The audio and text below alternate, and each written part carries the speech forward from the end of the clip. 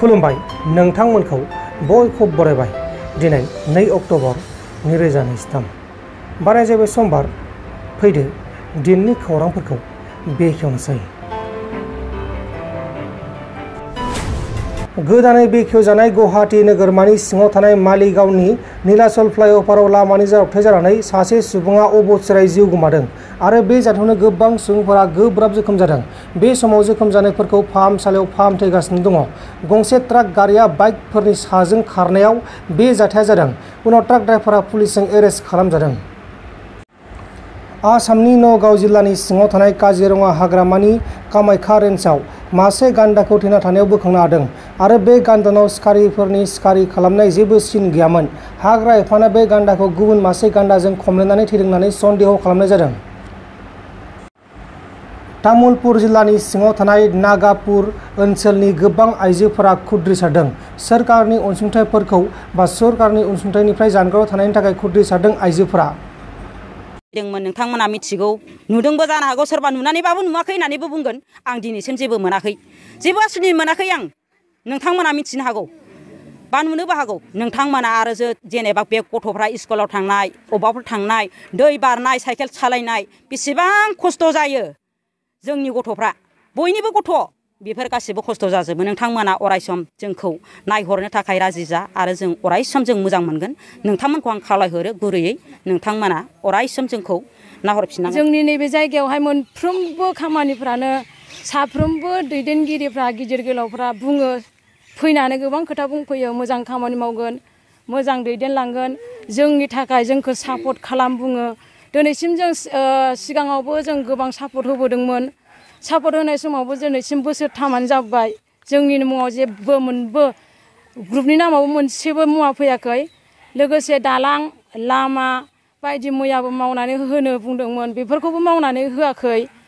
आरो थांलाय फैलायनि थाखाय सुबिदा उसुबिदाफोरखौथ' जों बुंनोनो नांखाला। सारमोनानो गोदोनिफ्रायनो फैनानै नायफैखादों। नायनायनि गेजेरजोंनो जोंनि सिगाङाव गोबां खोथा बुंलांखादोंमोन बैफोर खामानिखौ मावगोन होननानै। बैफोर खामानिखौ दिनैसिमबो मावाखै। जोंनि नैबे PCDC-आवहाय नंगौ सिगांनिफ्रायनो जों गुबुननि गामिफोरजोंसो हाबस'नानै थानानै सरकारिनि खामानिफोरखौ मोननो थांखायो। दिनैसिमबो जोङो नागापुर गामियावहाय गामि मुं लानानै बबावबा साख्रिनि एप्लाइ खालामनो थांब्लाबो जों मोनखाया। गुबुन खाथि खालायाव थानाय रेभिनिउ जायगानि बिंगुपुर बिष्णुपुरानो जाया मानो, जों बै चन्द्रनगरानो जाया मानो, बैसोरजों लाफानानैसो जों हाबना थानानैसो दिनै जोङो खामानिखौ मोननो थाङो। दिनैसिम जों नागापुर गामियाव मोननो थाङा। नाथाय मानो मोननो थाङा? रेभिनिउ जायाखै बुङो। होनबा जोंनाव मोनसे सार्टिफिकेट दं, डिफरेस्ट मोननाय मोनसे सार्टिफिकेट दङ। बे सार्टिफिकेटखौ लानानैबो जों दिनैसिम मोनाबा मानि थाखाय जायाखै जोंनि जायगाया? बेखौ जोंनि रेभिनिउ भिलेजखौ जायगाखौ बानायनानै होनो थाखाय सरकारखौ खावलायनाय जाबाय। आरो जों माब्लाबाबो गुबुन जायगानि गामिनि मानसिफोरजों जाहाथे बेबायदि हाबसननानै सरकारनि जब खामानिफोरखौ मोननाङा, जाहाथे जोंनि गामिनि मुङैनो मोनथों, बेखौ जों सरकारनिसिम खावलायहरबाय।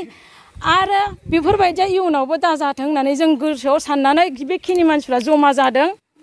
नैबाव जमा जानानै ओंखारबोदों। जोंनि नैबे दिनैनि 1 अक्ट'बर सानखालिनि साफाइ अभियानजों लोगोसे लाफानानै नैबे खोथाखौ जों मिडियानि गेजेरजों फोरमायबाय। जोंनि जायगायाव मोनसेबो अनसुंथाइ फैया, बेखौ आं बुङो। आंल' नङा, जों गासैबो जमा जानानै दिनै जों बुंबाय जोंनि जायगायाव मोनसेबो अनसुंथाइ फैया। दिनैसिम जों थाबायबाय थादों। जब कार्डआनो जा, सोरबा माबा मोनसे सरकारि खामानियानो जा, साख्रि आवला खामानि मावनो जा थांब्लाबो जों सोरबा खाथिनि गामिनि रेभिनिउ भिलेजनि डकुमेन्टस साइन लायनानैसो जों साख्रि मावनो गोनां जायो। बेफोरखौ सरकारफ्रा खाथि खालायावनो मेरला सरकार मानसि दं, बिसोरो जोंखौ मानो नायफिनाखै? मा जोंनि जायगानि मानसिफ्रा मानसि नङा? भट होनाय समाव जों भट होआखैमोन। बिसोरो जोंखौ खावलायाखैमोन नामा? ओरैबायदि भट होफै नोंथांमोना, आइजोमोना, आइमोन आफामोनहा जोंनियाव ओरैबायदि भट होफै, ओरैबायदि खालामफै होननानै जोंखौ खावलायदोंमोन, मोजां मोजां बुंदोंमोन। जों लैहोर फैनानै खथ' मोनमारगोन खोमा, लामाफ्रा मोजां जायो खोमा, दालांफ्रा मोजां जायो खोमा, थांलाय फैलाय हान्था मेलानि थाखाय गारि मथर खारनो थांनाय लामाफोराबो मोजां जायो खोमा, स्कुलफोराबो मोजां जायो खोमा साननानै जों खथ' मोजां खालामबोदोंमोन। 100आव 90% जों भट होबोदोंमोन जोंनि जायगानिफ्राय। दिनैसिम जोंनि जायगायाव जेबो भटआनो माबायानो गैया, अनसुंथायानो सरकारनि अनसुंथायानो गैया।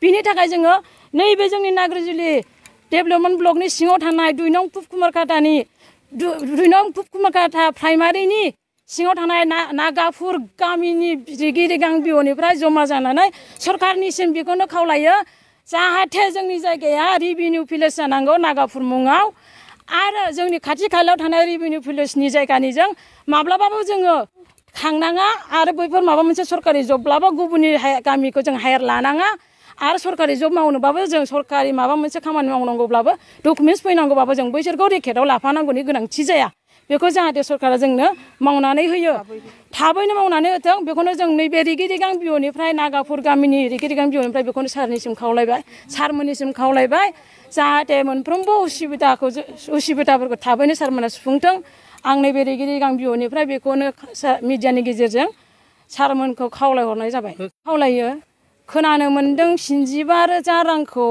मोनफ्रोमबो सेल्फ हेल्प ग्रुपआवनो होबोबाय थादों दा जोंनि नैबे नागाफुर बिअ रिगि रिगां बिअआवहाय मोनफ्रोमबो सेल्फ हेल्प ग्रुपआनो 75,000 रांखौ मोनाखै जाहाथे बे 75 रांखौ सरकारा जोंनोबो होयो एबा खायलें खुइलें जानानै जेनेबा नाग्रिजुलि समस्थियाव माखासे दरं गामिलाजों थाहैबाय माखासे जोंना नाग्रिजुलिजों थाहैबायथ' बेनिखाय जोंहा ओरैजाय बिजेपि सरकारजों खावसे थांनांगौ जायो नालाय माखासे मालाय बिजेपि सरकारानो लाखिजोबनाय जायो सुबिदाफोरखौ जि एसे एनै फैयो बेबो माने सोर सासेनो होख'नांगौ जायो नालाय मोननोनो थाङा आरो सुबिदाफोरखौ हमनानै ला दा जोंना सेल्फ हेल्प ग्रुपखौनो होनबाय सेल्फ हेल्प ग्रुपआव जों दिनैसिमबो सरकारनि माने अनसुंथाइखौनो मोनाखै माने दा हमनानै ला सेल्फ हेल्प ग्रुपआव जोंनो अनुदान होयो 25,000 अनुदान बेखौ जोंना बिअ मोनसेयाव 11था दं आरो 11थायाव जोंना मोनथामल' मोनदों मोनथामखौ मोननानै दिनैसिम मोनाखै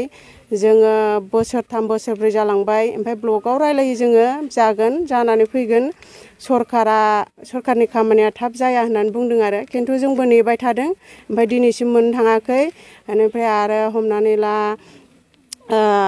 दा जोंनि बिटिआर सरकार बे होनायाव जोंना 11था ग्रुपनिफ्राय मोनसे ग्रुप मोननाय जादों बियो जुगामि बेखौ जोङो नाग्रिजुलि ब्लकै मोननाय जायाखै जोङो ओरैजाय तामुलपुर समस्थियैसो मोननाय जादों आरो बेबायदिहाय बेनिखायनो जाहाथे बांसिनानो जों ओरै बिजेपिजों सोमोन्दो दं नालाय जेनेबा जोंनाथ' जोङो बर' एलेकाया इउपिपिएलआवनो सापर्ट दङ ओमफ्राय थेवबाबो जोङो बिजेपिनि आन्दारावसो थानाय जायो बेनिखायनो जोङो अनसुंथाइफोरखौ एसे खमै मोनफैयो बेयो जायखिजाया माबायाव उसुबिदा जायो आरो दा हमनानै ला उरुन्दैयानो हम बा जब कार्डआनो हम बा माबा मोनसे खामानि फिसा फिसा खामानिफ्रानो माने बुरजा फैयोबा हमनानै ला 200थाफोर फैयोबा जोंनि बेयाव ओरैनो 25थाफोर गाहामल' फैयो 25थाखौ एफा बुरजा गामियावलाय बेसे गोलैनो जायो आरो दा अरुनदयखौ नोंथांमोननि गामियाव मोनगोन ना मोनाखै अरुनदयखौ मोननायाथ' मोनद्रायाखैबो नङा एसे एनै जेनेबा रान्दिफोरा मोनबाय ओमफ्राय बेंग्रा बेंग्रिफोरा बिफलिंगफोरा मोननाय जादों गोबाङानो मोनाखै माने गोबाङानो मोनाखै 100आव 25%आनो ल'सो मोनदों नोंथांमोन दिनैनि खौरांफोरा बेखिनिल'मोन बेखिनिसिम नायनायनि थाखाय नोंथांमोननिसिम रोजा रोजा साबायखर गोजोन्थों एसेनोसै जय बर' हारिनि